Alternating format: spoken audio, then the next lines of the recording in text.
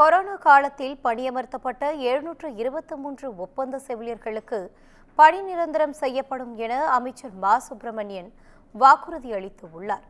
பணி நிரந்தரம் உள்ளிட்ட பல்வேறு கோரிக்கைகளை வலியுறுத்தி தமிழ்நாடு முழுவதும் செவிலியர்கள் போராட்டம் நடத்தி வருகின்றனர். ஏற்கனவே அமைச்சர் மா. சுப்பிரமணியனுடன் நடந்த பேச்சுவார்த்தையில் உடன்பாடு ஏற்படாததால் செவிலியர்கள் தங்களது போராட்டத்தை தொடர்ந்து வருகின்றனர்.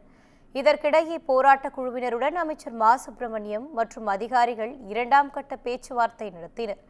இதற்கு பின்னர் செய்தியாளர்களிடம் பேசிய அமைச்சர், செவிலியர்களின் பிரச்சினைகளுக்கு விரைவில் தீர்வு காணப்படும் என தெரிவித்தார். முதற்கட்டமாக 723 ஒப்பந்த செவிலியர்களுக்கு பணி நிரந்தரம் செய்யப்படும் எனவும் பொங்கலுக்கு முன்னர் பணி நியமன ஆணைகள் வழங்கப்படும் என்றும் உறுதியளித்தார்.